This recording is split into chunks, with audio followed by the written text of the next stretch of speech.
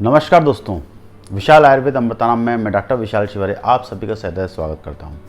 दोस्तों, आज मैं आपको मंड कल्पना के विषय में बताऊंगा। मंड कल्पना से आप क्या समझते हैं। मैंने आपको इसके पहले भाग में आपको पथ्य कल्पना के विषय में बताया था। मैंने कहा था पथ्य कल्पना का एक पार्ट मंड कल्पना है, 4 कल्पनाएँ और हैं जो मैं आपको आने वाली क्लासेस में दूंगा।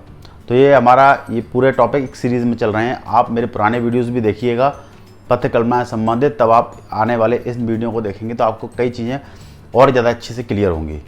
तो शुरू करते हैं अपन मंड कल्पना। अलग अलग आचार्यों ने मंड की परिभाषा अलग अलग तरीके से दी हुई है, लेकिन फाइनली जिसका उसका अर्थ निकलता है वो एक ही निकलता है कि माड़, यानी चावल का माड़। जो चावल में अपन जो सिक्त पार्ट होता है उसको अलग कर दें और उसको निकाल लें अपन, तो वो मंड कहलाता है। और वो जो माड़ होगा वो किस तरह का दिखता है वो आपको पता है अच्छी तरह से। सबसे पहले तो हम शारंगर के अनुसार परिभाषा देखें। जैसा कि ये श्लोक देखिए, श्लोक में कह रहा है, ये साफ साफ लिखा हुआ है आचार्य ने, श्लोक में लिखा है नीरे चतुष्गुणे सिद्धो, नीरे चतुष्गुणे सिद्धो मंडस्त्वक सिद्ध कहा शुंठी सौंदवा युक्त 5वें दीप ने परा। शारंगर संहिता का श्लोक है, मध्यम खंड का दूसरे अध्याय का 172वां श्लोक है। ये मध्यम खंड में शारंगर ने इसके बारे में बताया है। तो नीरे चतुष्गुणों, यानी नीर मतलब होता है जल, इसको नीर का मतलब होता है जल। जल में चतुष्गुण गुणे सिद्धो, यानी 10 गुणे का मतलब होता है 14 गुणे जल में हम किसी चावल को पकाते हैं। तत्सिद्धो मंडस्त्व कहा सिद्ध कहा, 14 गुणे जल में हम अगर चावल को पकाते हैं तो वह मंड कहलाता है।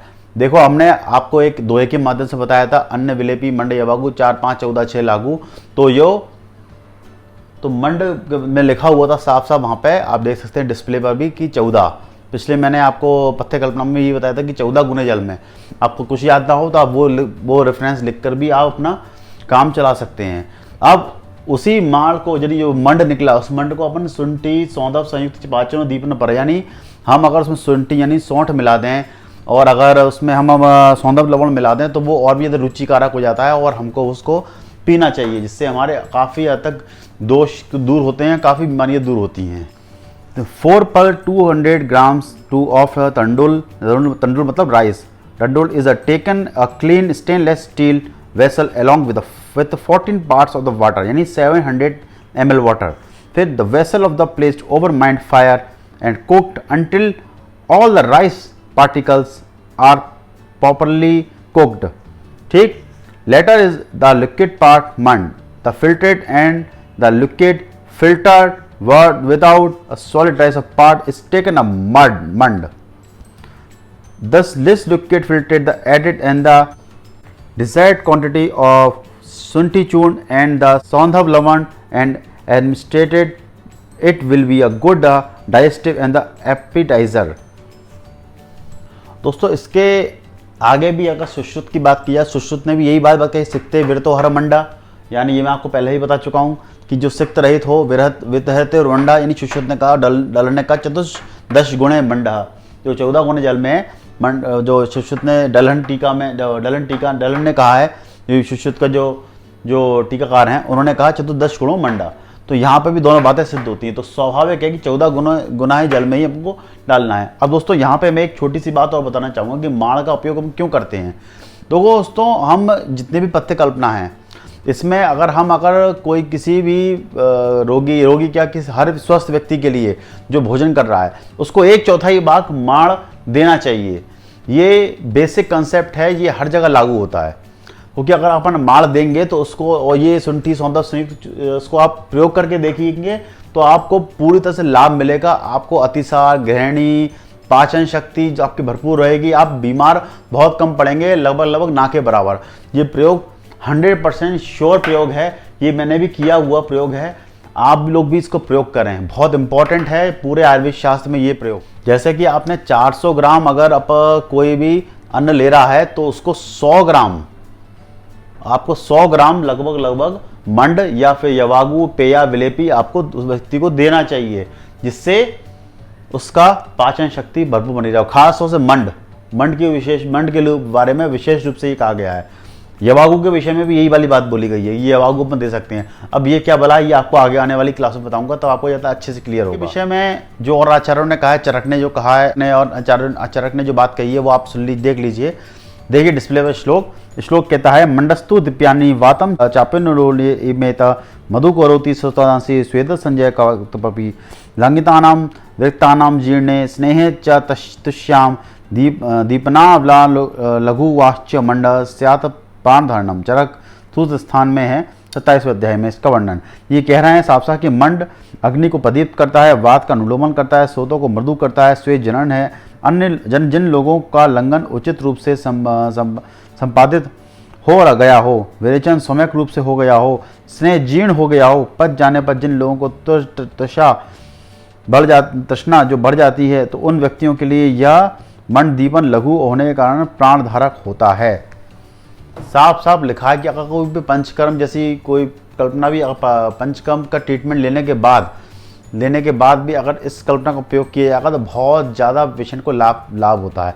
आप बमन, विरेचन, बस्ती जब भी लेंगे तो सुपाच्य भोजन के लिए डॉक्टर हमेशा आपको प्रिस्क्राइब करता है कि आप सुपाच्य भोजन लीजिए, हैवी बहुत खाइए, ये बहुत हल्का भोजन है, हर व्यक्ति को इसमें लाभ पहुँचता है। छात्रों से अनुरोध है कि इसका प्रयोग जरूर करें, आप भी करें, चिकित्सक भी करें, हर व्यक्ति को रिकमेंड करें कि ये प्रयोग जरूर किया जाए। इसके बाद आपके 3 टॉपिक और हैं जो इसमें कहलाते हैं अष्टगुण मंड, एक वाग्ड मंड, एक लाज मंड। ये 3 टॉपिक हैं। मैं आपको पहले अष्टगुण मंड बताता हूँ कि क्या होता है। अष्टगुण मंड को क्या कहते हैं? इसमें 8 तरह के द्रव्य होते हैं। तो अष्टगुण मंड का श्लोक डिस्प्ले पर देखिए, वो कहते हैं शारंगर कि धान्यकत्र कटुम सिंधु स्थित मधुतंडुलम विजुजता वष्टच हिंगु तैलाभ्याम च स मंडो अष्टगुणम स्मतः दीपनम प्राणादो बस्ती शोधनम रक्तवदनम ज्वरादिना विषग्नो मंडो अष्टगुणम उच्यते। देखिए 8 प्रकार के हैं। धनिया, सौंठ, मिर्च, पिपली, सौंदा, नमक, मूंग और चावल ये बना हुआ हींग और वेल से बना हुआ मंड अष्टगुण मंड कहलाता है। मामी है अष्टगुण मंड।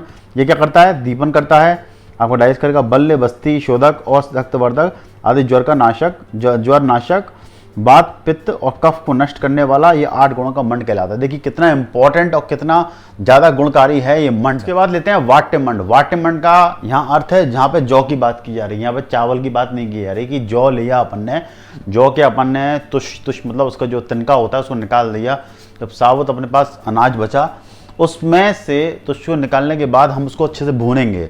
तो यहाँ श्लोक कह रहा है सुकुंडस्ते स्था भ्रष्टो वाट्य मंड्यो यव भवेत, यानी यव मतलब जौ।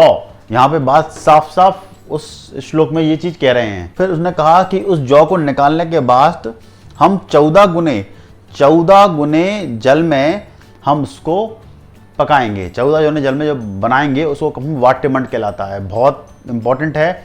एक साधारण रूप में परिभाषा पूछ लेते हैं वाट्यमंड क्या है। वहाँ अपन चावल ले रहे थे, यहाँ पे अपन ने जौ लिया है मंड में, और ये वाट्यमंड में यहाँ जौ का उपयोग किया इसलिए इसको वाट्यमंड कह दिया। तो यहाँ पे और इसको रुचि ये क्या करता है? कफ पित्तर कंठियो रक्त पित्त प्रसादक, यानी कंठ पे भी काम कर रहा है, आपको को रोगों पे कफ को हर रहा है, पित्त को गर्मी को हर रहा है, आपके कफ दोष को भी हर रहा है और कंठ पे भी फायदा कर रहा है। देखो कफ दोष हर रहे हैं तो कंठ में फायदा करेगा। रक्त पित्त यानी उस रक्त पित्त और अधो रक्त पित्त दोनों में फायदा करेगा।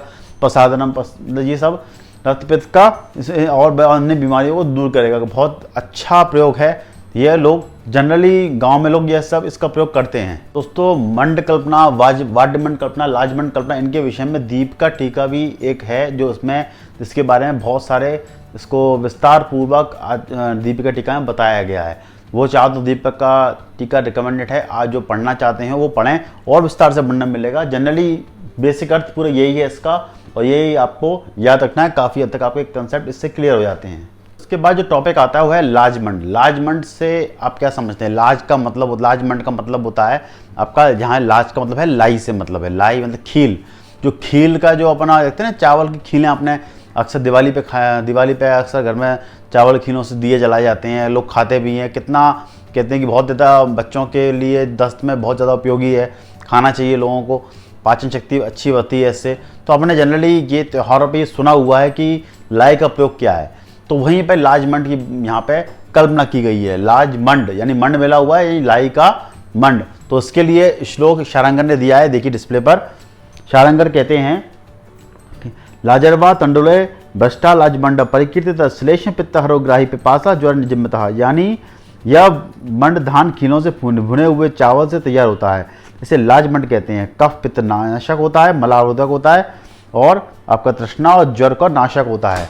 तो ये लाजमंड के ऊपर आचार्य शारंग ने दिया हुआ है। और भी लाज मंड के ऊपर बहुत अच्छी अच्छी व्याख्या कई आचार्यों ने दी हुई है और अच्छे से बोला हुआ है। और विशेष रूप से बात जो है लाज मंड में भी वही 14 गुने जल में ही अपन को लाई को उबालना है 14 गुने जल में। तो यहाँ पे भी 14 गुने की बात चली, यानी पूरी तरह से हर जगह 14 गुना ही काम आ रहा है। 14 गुना जल 14 गुना जल, ऐसे 14 गुना जल मंड में याद रख लीजिए कि हर जगह लगेगा।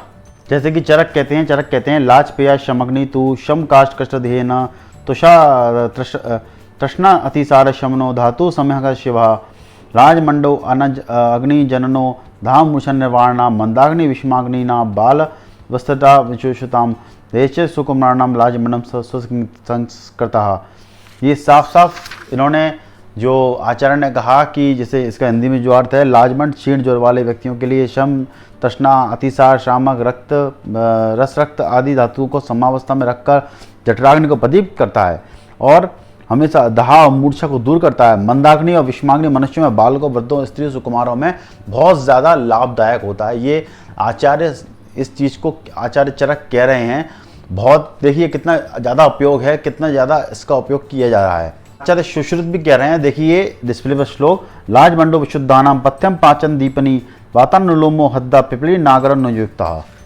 तो आचार्य सुश्रुत ने इसको भी इस तरह से डिफाइन किया हुआ है। बेसिकली देखिए ये लाजमंड का उपयोग कितना ज़्यादा उपयोगी है, कितनी हर जगह हर व्यक्ति को दे सकते हैं। जैसे कि चारक ने कहा अपन ने स्त्री, बालक, वृद्ध सबको दे सकते हैं, बहुत ज़्यादा लाभदायक है।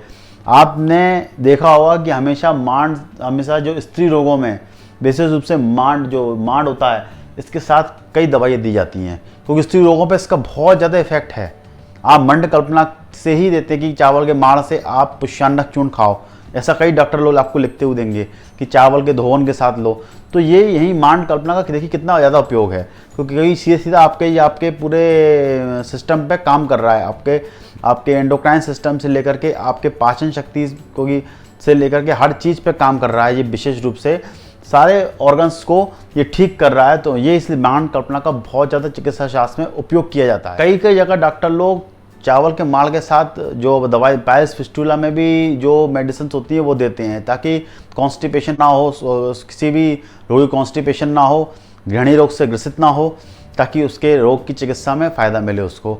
तो ये तो एक मांड का बहुत उपयोग है। तो मांड का उपयोग बहुत ज़्यादा करते हैं, हमेशा डॉक्टर लोग इसका उपयोग बहुत ज़्यादा करते हैं।